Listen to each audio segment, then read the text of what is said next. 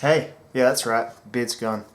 Today I'm going to debunk a few things that I've been seeing in lots of survival kit videos that frankly are just irresponsible. I'm seeing people who are claiming to be proper survival experts um, putting these items in their kits and telling people on their YouTube channels, which loads of people watch, that these are essential items. So I just thought, rather than just complaining about it, I thought I might do a video of it and perhaps I'll be able to right some of these wrongs that are gradually accumulating and making people put frankly irresponsible items into their bags. So let's get started. I'm going to debunk the 7 pretty common items that I'm seeing people put in their bug out and survival bags that really shouldn't be there. Number 1 is a ladder. You don't need to bring a ladder with you when you go out bugging out when a crisis happens. If you go into the woods, you'll be able to climb trees as long as you maintain a basic level of fitness, and carrying a ladder around the woods is going to prove problematic. It's simply too bulky. You probably need to carry it with both hands, and it makes a really loud rattly sound as you carry it around. It'll increase your fatigue, and also reduce your ability to react quickly because you'll have to put a ladder down every time you need to do anything. So despite what the experts are telling you, stop packing a ladder.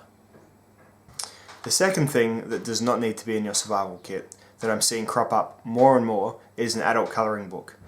Adult colouring books are not going to put you in the correct survivor mindset. As nice as it is and as calming as it can be to break out your coloured pencils and colour in an intricate floral pattern, you're probably not going to have your coloured pencils unless you're packing some kind of super bug out bag or survival kit, which is not a bad idea, but just leave the adult colouring book behind, and if you do need to colour things in, just find white rocks and colour them in. The third thing is Alice in Wonderland on DVD. You're going to be outside in the woods. It's going to be really hard to find a DVD player, and if you find a DVD player, it's going to be really hard to find a place to plug it in. Carrying a DVD with you, unless you can find some other means to watch it, it's just going to be an added stress to your situation rather than something that's going to help you through that first critical 48 hours. And it's not even a particularly good movie anyway. It ends with some sort of prolonged battle scene. I thought it was Alice in Wonderland, but I don't know what they were thinking. Another one is a pasta server. A pasta server is a bit like a spoon, but has a couple of faults, or I guess features really, that don't assist you in a survival situation.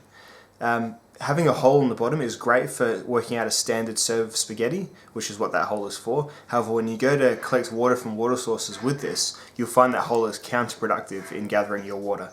You'll only be getting a few drops at a time from the edge around the hole in the center of the spoon.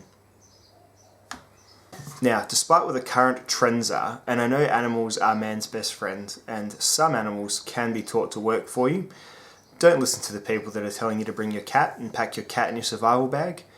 For a start, the cat's not going to want to stay in there. And secondly, cats don't offer particular benefits that are essential for that bugging out scenario. They may do well at catching mice if you manage to settle in a barn or something, but most cats are they're too far gone from their hunting roots, especially most house cats, and they're more than likely just going to want to sit around all day, which is not something you want to be doing in that critical first 48 hours. A lithium-ion battery-powered hedge trimmer. Now, I know, doing a bit of a 180 on this one. It's something I used to put in all my kits, even my car kits and my pocket kits and everything, my little bag attachment kits, my Maxpedition micro pouches. However, the craziest thing happened the other day. I was using it in survival training and the battery went flat, and I had no idea that was going to happen. So really it left me with what was very fancy, but nonetheless a pretty basic cudgel or club type device. This would leave you really high and dry in a survival situation. And really, we all know anyway, we need to go back to basics. And if we do need a split or baton, would we use the correct tool, like a folding knife? Lastly is heavily salinated drinking water. Despite its uses seasoning food and making chips tastier, salt is not the ideal thing to have on you in a survival situation, and mixing it with your water can cause some confusion if you were to suddenly need a drink or have to offer a drink to someone else.